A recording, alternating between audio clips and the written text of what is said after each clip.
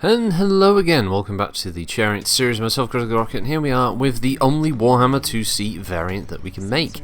To be fair to PGI, they did add quite a few variants of the Warhammer IIC, and the remaining variants mostly use weapons like Hyper Assault Gauss and Plasma Cannons and stuff like that. But this is a Dark Ages version of it that utilises two heavy large, one in each arm, two Streak 6s, one in each side torso, and a single ER medium laser. It is a fairly decent powerhouse as far as damage is concerned, but heat is an issue. And of course it's always massively inferior to the default Warhammer. The clans could never just quite leave well enough alone, could they? So, the Warhammer IIC, it's another one of those mechs that had a bit of a flurry of usage when it first arrived, but has since seen a drop-off from what I can tell of popularity with players of MWO. Ballistics being what they are, this does lack that option. So, yeah, it's not a bad mech by any stretch. It's just not a very inspired mech. The 2Cs were always those designs that everyone, I think, fondly remembers, and then only really specific ones kind of work in MechWarrior Online, when you can build much better designs elsewhere. So, yeah, it's nice to have another 80-ton option, of course, for the clans, but yeah, for some reason the Warhammer IIC didn't sit well. I guess it was the fact that they gave the free hero version out, and I don't think many people were impressed, so it never really stuck. So you don't see many of these anymore.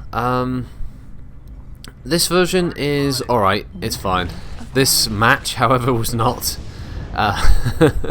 This was one of those matches where, you know, when everything can go wrong in the beginning, as in you are outgunned for a start, and then you have the classic, the absolute classic, it's a feature, PGI disconnect issues that it just seems to be only this game that I've seen at having this level of disconnects with players still. After years and years and years of it, you know, there's always a high chance somebody's going to crash out.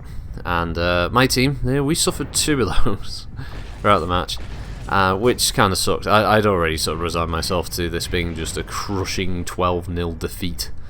And this one pulls off an incredible defense. It's not a victory. Spoilers on that one, but yes, Hebe, I'm telling them about that. Yes. Crazy cat that she is. Yeah, it's me and a couple of other assaults. Somehow we hold part of this map. It's also weirdly coincidental that both of the videos today were the ones I kept were both from Mining Collective. I don't dislike this map actually. It's straightforward. It's very multiplayer, as in it's very lane based and symmetrical. Which obviously, I think a lot of games want to try and sort of hide the symmetrical nature of the maps these days by trying to make them look kind of asymmetrical, but they're not. And sometimes it's just nice to have maps that are just that, they're just straight up. You know where you're going, you know where the combat zones are going to be, you have your lanes and off you go. It's not too bad. These types of maps are good. I just wish the more open plan kind of maps had been left for, you know, faction play. Would have been a bit more interesting. But yeah, Kodiak drops down. He gets involved. They're all over the place. I don't know how. I originally thought at one point we were going to win this. I thought, wait, we're actually doing decent damage holding these guys back. What the hell? Because I would have thought we would just get, you know, jumped on by the whole team. But I think their team split. So me and the other assaults were actually holding off a few of their mechs. It felt like more, but I think the reality was that the larger bulk of their team had gone to another part of the map. But still, I think it was a good match. Decent damage for me again, so I was quite happy with that. The old Warhammer IIC is it's not bad. I don't dislike the mech. It just isn't as, I don't know. I don't like it as much as the Warhammer visually.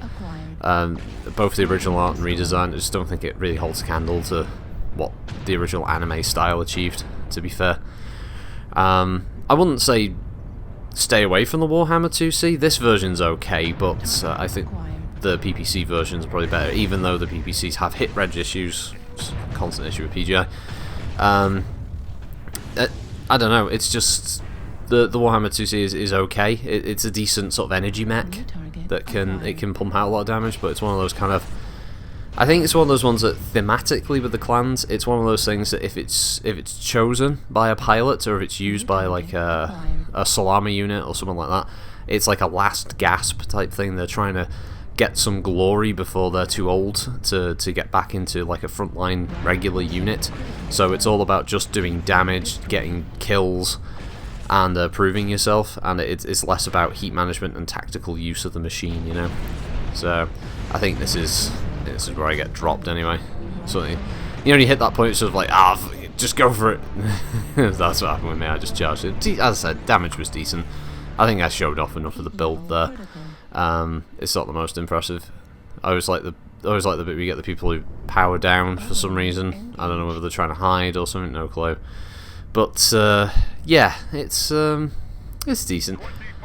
Run out of stuff to say, really. Anyway, I guess I'll just fill this space with what's going to happen next. Next week we're going to be doing the Orions. Yeah, so here Mech going to be doing Kerensky's Protector, as it's called in MechWarrior Online, but without the ridiculous bright orange colour scheme.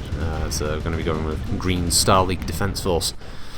And one of the other variants that seemed viable, again, much like the Warhammer Marauder, I think there are just a few too many builds that are very similar on the old Orions. Nothing that's sort of that outwardly different. So do something a bit different there.